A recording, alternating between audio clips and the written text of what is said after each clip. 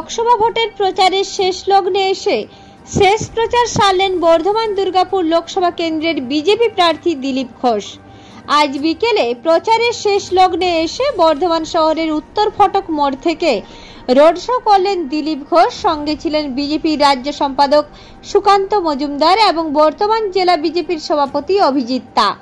র্যালিটি উত্তর ফটক থেকে শুরু হয়ে বিসি রোড হয়ে কার্জন গেট হয়ে টাউন হলের সামনে দিয়ে ঢোলদিঘি পেট্রোল পাম্পের সামনে আসতেই ঘটে গেল বিপত্তি।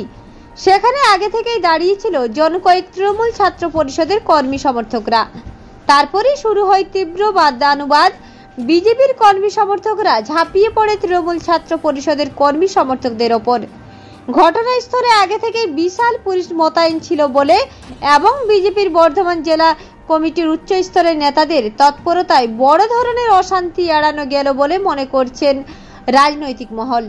ছাত্র পরিষদের কর্মীদের বক্তব্য, তারা অন্য কোথাও যাবে বলে সেখানে দাঁড়িয়েছিল, কিন্তু বিজেপির মিছিল যাওয়ার সময় বিজেপি কর্মীরা ক্ষুব্ধ হয়ে তাদের ওপর ঝাঁপিয়ে পড়ে পুলিশ ছিল বলে বড় ধরনের অশান্তি এড়ানো গেল। এ সম্পর্কে দিলীপ ঘোষকে প্রশ্ন করা হলে তিনি এড়িয়ে যান। তারপর রোড শোটি বীরহাটা ঘড়ির মোড়ের দিকে এগিয়ে যায় এবং ঘড়ির মোড়ে এসে শেষ হয়।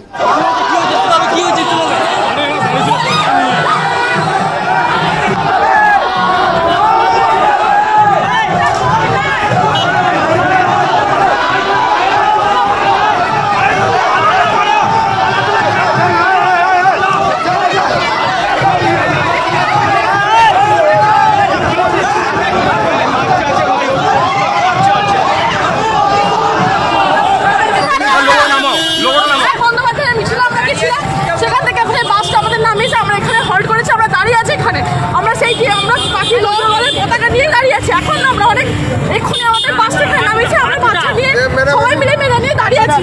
বিজেপি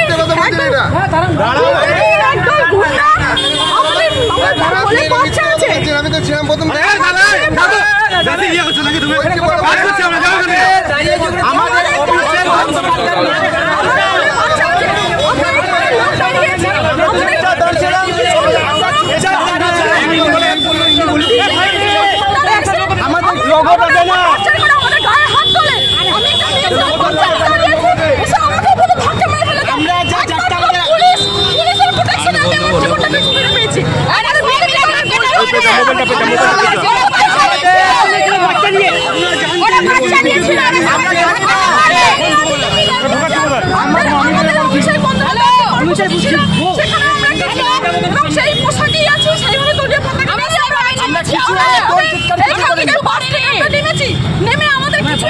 কিছু লোক আসছে বলে আমরা তাদের জন্য ওয়েট করছি।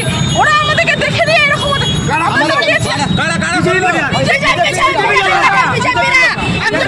দেখুন, আমাদের যারা কর্মী ছিল তারা অভিষেক ব্যানার্জির মিছিল থেকে ফিরছিল এবং সেখানে দিলীপ বাবুর একটি র্যালি আসছিল।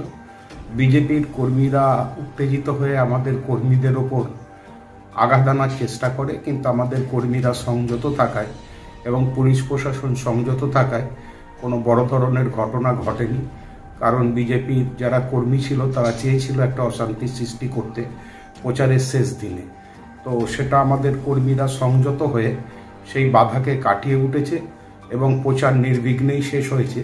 যদিও অশান্তি করার চেষ্টা বিজেপি করেছিল, পুলিশ প্রশাসনও যথাযথ দায়িত্ব পালন করেছে। তো এ ধরনের কাজকর্ম না করলেই ভালো হতো। তার কারণ হচ্ছে সমস্ত রাজনৈতিক দল প্রচারের শেষ দিনে প্রচার করবে। আমাদেরও অভিষেক ব্যানার্জির সভা ছিল, সেখান থেকে তারা ফিরছিল।